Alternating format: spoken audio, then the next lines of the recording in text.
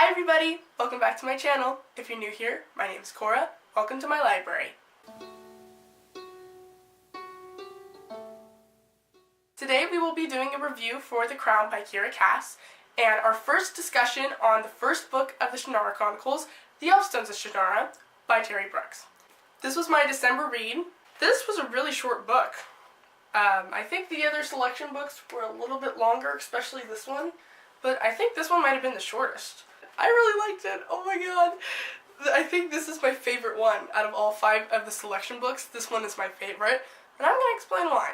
But first I want to kind of give a warning for spoilers, because if you have not read this book, you definitely don't want to watch this video, because this is a review, and there's going to be spoilers, like, for the entire thing. So, come back when you've read the book, and I'll be more than happy to talk with you about this. If you're still here, let's get started. Basically, the original selection trilogy was The Selection, The Elite, and The One. This was following a girl named America from, I think, North Carolina? Pretty sure it's North Carolina. She was a 5. In their society, they have castes, and it goes like 1 from being royalty to 8 being like the homeless. So she was a 5, so she was kind of like just below middle class. She had a big family, you know, they were kind of poor because there were so many of them that they kind of struggled to take care of them. She wasn't going to do it at first, but she goes ahead and does it. And even though she's in love with this guy named Aspen, he breaks up with her and is like, no, like, you gotta do this. Like, you gotta, you know, go support your family. Because the contestants get checks that they can send home to their family for participating in the selection. She was heartbroken and very angry, you know, she was very scared. She'd never been in the palace before. She was very intimidated by all these different girls who seemed like they knew what they were doing. And the prince, you know, the prince is all like, she thinks he's like snooty and stuff, but he's not. He's actually really sweet. His name is Maxon, and long story short, by the end of the one, she ends up being the one. She wins the selection. Both of Maxon's parents die. The king and queen, they die because there's a rebel attack on the castle. Some of the people in the selection died. Like, okay, when Celeste died, that pissed me off, because she finally had her redemption arc, and the minute that she's finally being friends with America, she gets killed off. I'm like, are you kidding me? That's how the original trilogy ended, was with America becoming the queen, Maxon was king, happily ever after, right? No. Flash forward 18 years, we have America and Maxon's firstborn child, Eadlyn. Now, she has a twin, and his name is Arin, but she was born like 7 minutes before him or something, and those little 7 minutes are what changed her life forever, and made her the rightful heir to the throne and not him. She's gonna be like the first lead of the selection ever, so all the contestants are male. So I really like how Kiera Cass did that gender swap, you know? At the end of the last book, Arin leaves because he's in love with this girl named Camille, and Camille's like the duchess or princess or something of France. He's in love with her, but you know, she's from another country, so Eadlyn talks to him and, you know, and kind of tells him that he shouldn't go, and that's what makes him go. So he goes, he gets married to her, like they kind of elope, and that gives America a heart attack, because America has a history in her family of heart issues. Her dad died from some kind of heart complication. She herself, you know, had a weak heart, and so she had a heart attack, and temporarily put Eadlyn in charge of the kingdom, and people were not having it. Like, everyone hated her. They thought that she was cold and distant and like stuck up, but she wasn't, you know, she was just having a hard time connecting to these boys in the selection because they were strangers. They were strangers coming into her home that she didn't even want. Her parents forced the selection on her. She ends up growing close to the elite. So the elite is like the top 6. Henry, Kyle, Fox, Gunnar, Hale, and Ian. Those are the top 6. And then also there's Eric, Aiko, who is Henry's translator, and that's the one she falls in love with and ends up marrying. I love how each of them shows how it wouldn't work out. With Fox, he wasn't in love with her. He was in love with the idea of her. She was a princess, you know, he was starstruck. It would be like a celebrity dating a fan. Now, I know sometimes that works out. I'm not judging, but for the most part, I don't think that kind of relationship would work out. Gunnar left because he realized that this wasn't what he wanted, but, you know, he still cared about her and stuff. He just he didn't want to do it anymore. All that was left was Hale, Ian, Henry, and Kyle. Now at this point, Kyle is like falling in love with Evelyn. Like, at the beginning of the air, he didn't like her at all. He thought that she was like a snob and stuff. He wanted to be free of the palace. He wanted to go out and build things, and he was very, excited about that. And his mom kind of kept him trapped in the palace like a bird in a cage. It was a surprise to see him fall for Evelyn like that, which I could see why, They grew up together their whole lives. Growing up with someone like that, you'd have to have some kind of feelings for them. So it was really sad when she banished him for a year. She's like, no, like, you need to go out and live your life. You need to go fulfill your dreams of being an architect. Like, go. Do good in the world. And he was like, I love you, girl. She's like, I know. I almost wanted them together. And then I thought, no, like, this was the right decision. I could see why. He didn't get out, actually, until later. The first two to leave were actually Ian and Hale, because plot twist, they were secretly in love. I knew at some point that there was gonna be that plot too, with the selection people were gonna fall in love. I'm like, this is bound to happen. Like I was saying earlier, you're living in close quarters together for so long, like you're gonna develop some kind of feelings for them, whether it's serious or not. I didn't exactly see it being Hale and Ian. I kind of suspected that Hale was going to turn out to be gay, because I just kind of got that vibe from him, but I didn't see that coming from Ian. So I was kind of surprised. But you know what? I was like, okay, you two go off and have fun together. Now I want to see what happens between Evelyn, Henry, and Kyle. But that was when Kyle got eliminated. I'm like, wait, she's going to marry Henry? Like, how is that going to work out? It just would have been way too hard for them to break that communication barrier. He accepted her proposal and he was so happy, but then when they were doing the report, he goes over to them, he's like, I may not be able to, speak English very well, but I'm not blind. And he gave the ring back to her and was like, you need to go be with the boy you love. Like, you go, girl. He was like, I'm gonna bake the cake at your wedding. I'm like, Henry is a precious cinnamon roll that must be protected at all costs. In the end, she kind of got what she wanted. She didn't pick anyone from the selection. She chose Henry's translator, which, love is an accident. Like, she didn't choose to fall in love with him. She just did. So I'm so happy that she got to be with the person she loved, and she got to appease her people. And now the monarchy is a constitutional monarchy, so the people are happy, she's happy, and it's all just rainbows. Overall, I would say this is like 4 out of 5 for, star rating. I give it that rating because it's good, but personally, I am a action junkie. That's what I loved about the original selection trilogies, that there were actually scenes, where there was like some fighting and stuff, like the scene where America literally gets shot, or, the attack on the castle by the rebels, and the freaking king and queen die. Like, that was scary, but it was fun to read. But other than that, it was a fantastic book. I loved it. Before I get into the Elfstones of Shannara, I want to show you guys my drawing. Whenever I start a new book, I do a drawing for the book cover. I'd have to say this one by far is my favorite, because it's so much more accurate and precise, and normally I'm horrible at drawing people, but because I have this like whiteboard thing where you plug it in and it lights up, so you can put the original drawing and then a piece of blank paper over it and you can trace it. Look at this! I know that this was traced, but I did so good! I'm so happy with it. Like, he actually looks like a person! Obviously you can tell that that's this book cover. I chose to do this one instead of the original book cover because this is the one that I have. So I understand this book was published in 1977, so this was, a little older. Not that old, but, older. The way he writes is different, definitely, than how fantasy books are written today, but I like it. He kind of writes like I do. Like, I forgot to tell you guys this in my first video, but I actually do write. I'm writing 2 books right now, and one of them is a fantasy book. We write very similarly. We have a lot of detail, we have a lot of big paragraphs.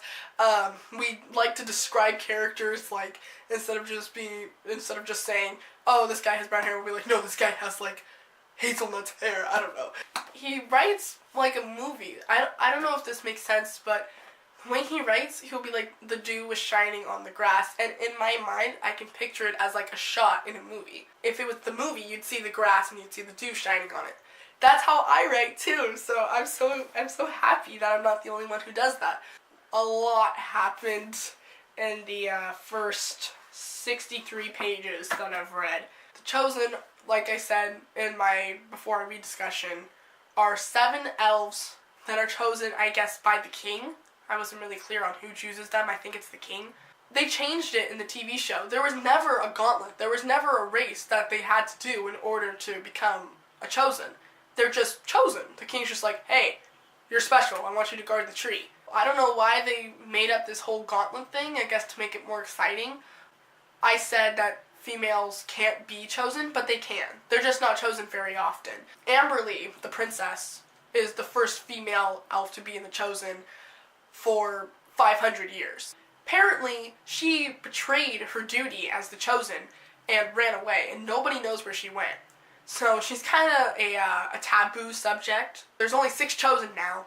One of them is Lauren. I loved Lauren in the TV show. I know he was kind of cocky and arrogant, but in this, he's actually very sweet. He's the youngest of the Chosen. He's a ginger. I love gingers. He reminds me of Ron Weasley. He gets freaking killed off.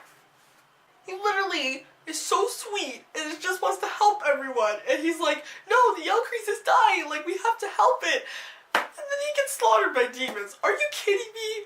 Freaking Ander, the second son of the king, goes looking for the Chosen because they're supposed to be in the Gardens of Life every morning, like saying good morning to the Elcrease and stuff, and none of them were there. So he goes to their house and he finds them all dead. When I read that part, I was like, oh my god. Like, jeez, why is this so violent? That scene was just bone-chilling.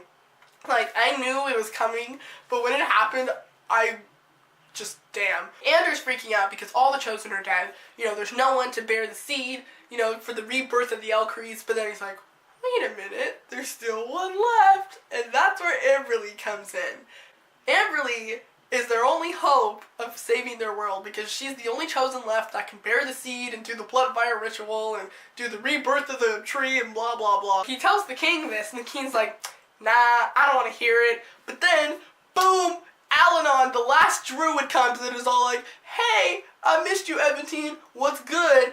And Eventine's like, I'm quaking. Alanon comes back and is all like, look, I'm gonna go to Paranor, which is like the ancient city of the druids. That's where they like first really rose. I'm gonna go there and I'm gonna look through the histories and see if I can find the location of Safehold and see, you know, what we can do.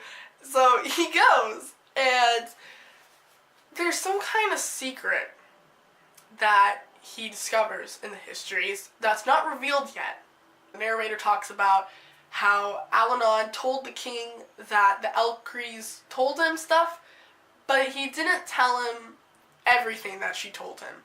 He didn't want to tell him if it wasn't true because the way the Elcrease sees things, she's an ancient tree. She's been there for thousands of years, so she doesn't really know of the modern world. Her memories are just of the world before and during the Great Wars. So she doesn't really make sense when she's talking about places. That's why they didn't know where Safehold was, because this was a place that was called this thousands of years ago, but it's not called that now. They didn't reveal what this was yet, what this big secret that he's keeping from everyone is, but I think it's the fact that the seed that the Chosen has to carry to the Elcrease after the Bloodfire ritual is not an actual seed. The Chosen is the seed. In the show, we see that Amberly becomes the Elcrease. After she does the Bloodfire ritual, it kind of proved that she was the right Chosen for this rebirth because she proved her bravery. Like, she put her life on the line over and over again for her people, and that proved that she was right to become the Elcrease. I think that's what the secret is. I think Alanon just discovered that the rebirth of the Elcrease is not just, you know, the seed that you put in and it grows into a new tree. It's Amberly. She's gonna become the Elcrease. I'm not sure if that's right, but that's my prediction. After he discovers this, he like puts the book away and he goes to leave, and the Dagdamor is there. The Dagtamor is like the big bad warlock lord. He used to be a druid like Alanon, but then he grew like too power hungry and he became this, evil warlock. Now he's back trying to kill Alanon. And he brings with him these disgusting monsters that are called Furies. And they're like half woman, half cat. Just the way that Terry Brooks describes them is so creepy. Alanon basically is like, whoa, whoa, whoa, fighting all these Furies. And he gets away.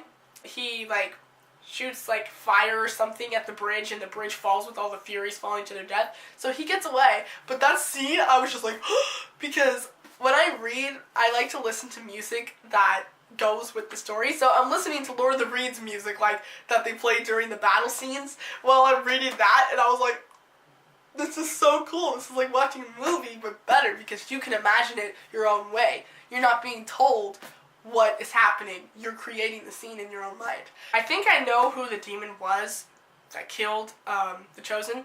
It was the Changeling. Because in the earlier chapter, they were showing the Dagtamor and the Forbidding, and he was escaping, and he brought with him two demons. He brought a Reaper, which, kills people, it doesn't kill for pleasure, it kills for survival, and he brings with him a Changeling, which is this demon that can turn into anything.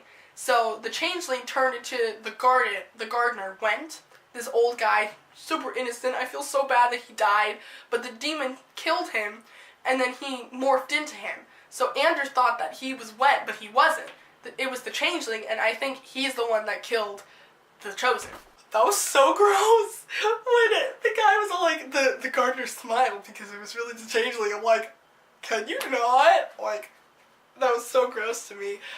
Last thing I want to talk about is Arion and Anders' relationship. So Arion is the oldest son.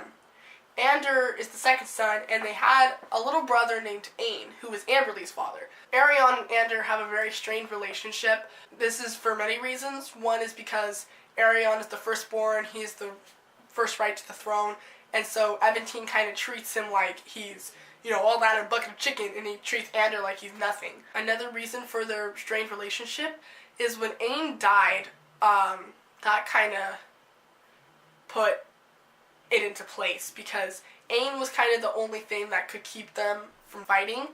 Probably because he was their little brother, that was the only thing that they had in common. Arion, is this big, strong, arrogant guy that's like, yeah, I'm gonna be king, let's go fight these guys. While Anders more quiet and reserved and more patient. He's kind of like, well, let's kind of be diplomatic, let's think about this, let's not rush into things. But Ain was the only thing that they had in common. So when he got killed, that went away. So that kind of put the strain on the relationship. But then Amberly chooses Ander to kind of be her father figure instead of Arion. And that's probably because they're more alike. But that kind of pissed off Arion that his niece, kind of shunned him. Which she didn't, but that's how he sees it. So that is really kind of what kicked off this whole dynamic that, you're my little brother, you're, less than me. I made through my first book discussion. My next one will be next Saturday, so we'll find out more. Sorry that this video had to be cut in half for the review of The Crown. I don't want to make reviews and discussions in one video. I'm going to try to figure out how to get around that. I hope you guys had a good holiday, and Happy New Year. Bye!